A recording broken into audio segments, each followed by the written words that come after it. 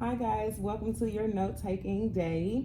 We're going to be taking notes today over groups and periods. So make sure you have your notepad and your pen or pencil so that you can follow along and write what I'm writing.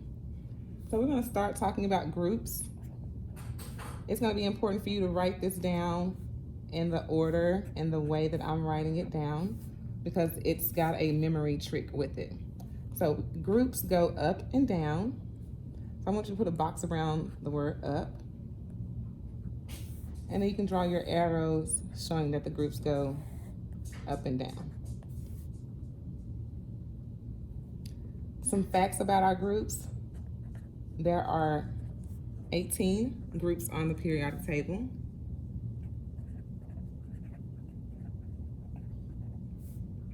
So 1 through 18.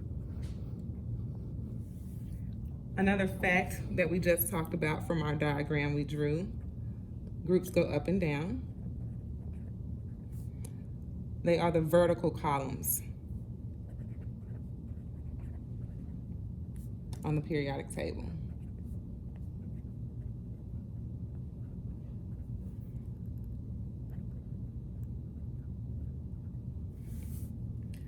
Our groups are going to tell us our valence electrons.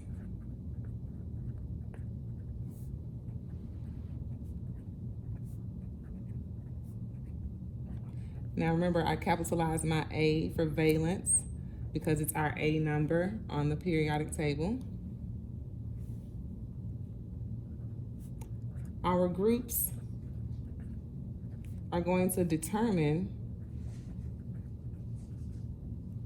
our reactivity.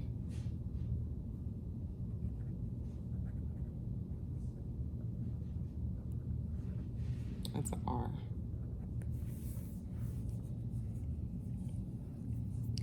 Another note, our groups are sometimes called families. So we'll say slash families.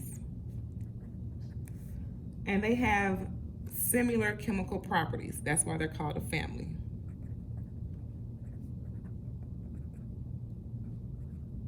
Now they not only have similar chemical properties, they also have similar physical properties.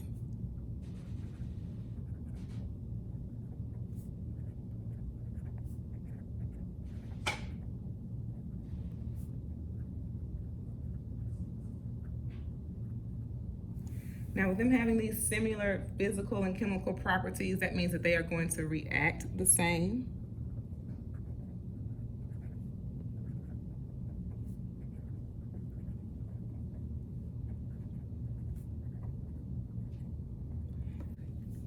So we know that our groups tell us our valence. So we're going to go ahead and make our group valence chart. So on one side, go ahead and label it group. Leave some space and label it valence. And we're going to talk about how the groups and the valence correlate. Group 1 has 1 valence electron, so it's 1A. Our group 2 will have 2 valence electrons for 2A. And then we do not play with the B's because they will sting us every time. So we're going to hop over to group 13, and it has 3 valence electrons. So make sure you have 13 with 3 valence. Group 14 will have 4 valence. Group 15 has 5 valence. Group 16 will have 6 valence. Group 17 has 7 valence. And last but not least, our noble gases, our non-reactive group 18 has a full outer shell of 8 valence electrons. Now, just to make my chart nice and neat, I'm going to put some lines here so I can separate and know my valence electrons. And we're going to now discuss how these valence electrons help with the reactivity. If I'm looking at an element in group 1 and its outer shell only has 1 valence electron, I can put it with another element and combine it so that it will have a total of 8. So I'm going to give you a little math formula chart over here. So 1A plus 7A is going to equal 8A. What this is going to tell us is that anything in group 1 can combine with anything in group 17 so that they'll have 8 valence electrons. The goal on the periodic table is to make sure that every element has an outer shell that is full with 8 valence electrons. So for example, I can say 2A will combine with anything that goes with 6A, because that will give us a total of 8 valence electrons in our outer shell. Now this doesn't happen with just 2 elements, it can happen with 3, 4, 5 different elements. They just have to all equal out to 8A. So I can take an element from group 15 that has 5 valence electrons and combine it with an element in group 2 and that has 2 valence electrons, and also combine it with an element from group 1, and that'll give me a total of 8 valence electrons.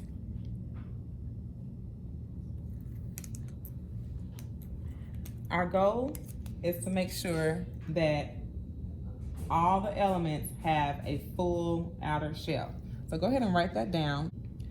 So now we've talked about groups, we're going to move down to the bottom of our paper and talk about the other important thing on the periodic table, which is the periods. Our periods, again, writing the way I write, go left to right on the periodic table.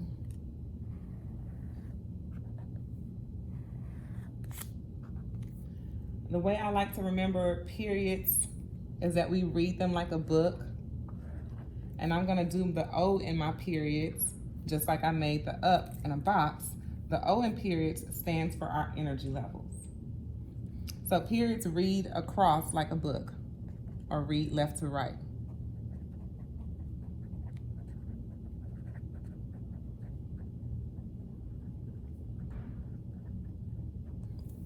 Now, knowing that our periods are going to be our energy levels, I want you to go ahead and write that first note down.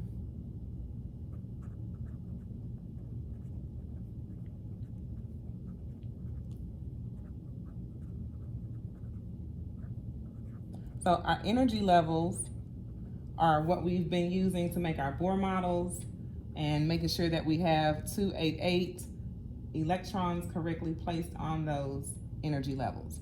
Now, sometimes they call them energy levels, sometimes they're called orbitals.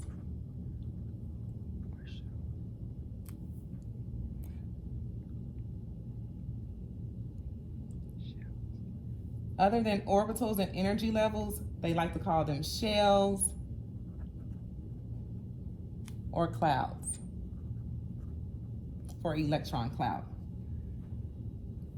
There are 7 periods on a periodic table.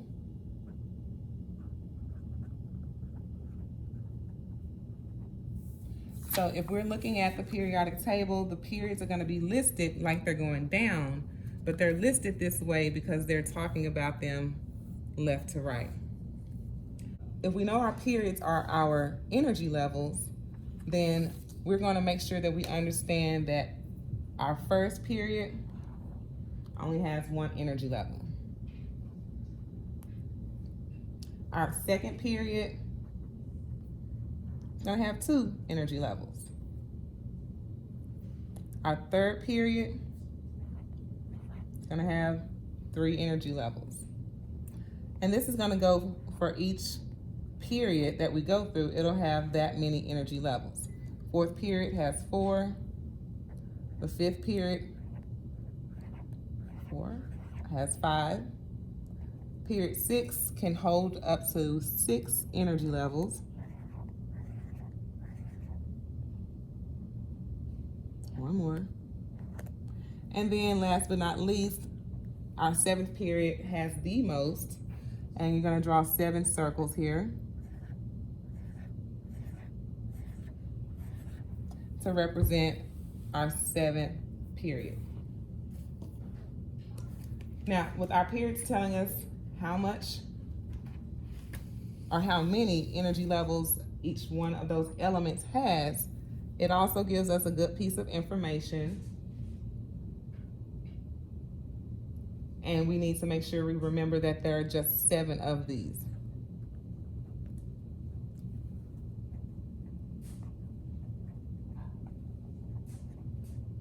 Now, the other thing I want you to remember with periods is that you have a 2-8-8 rule. Whenever we're doing a Bohr model, we know that on our first energy level, we can only have 2 electrons. Our second energy level can hold up to 8, and the third energy level can hold up to 8. We don't go past the third energy level. When you get to high school, you will go and you'll look at 4, 5, 6, and 7. Our focus in middle school is going to be on first, second, and third periods and their elements.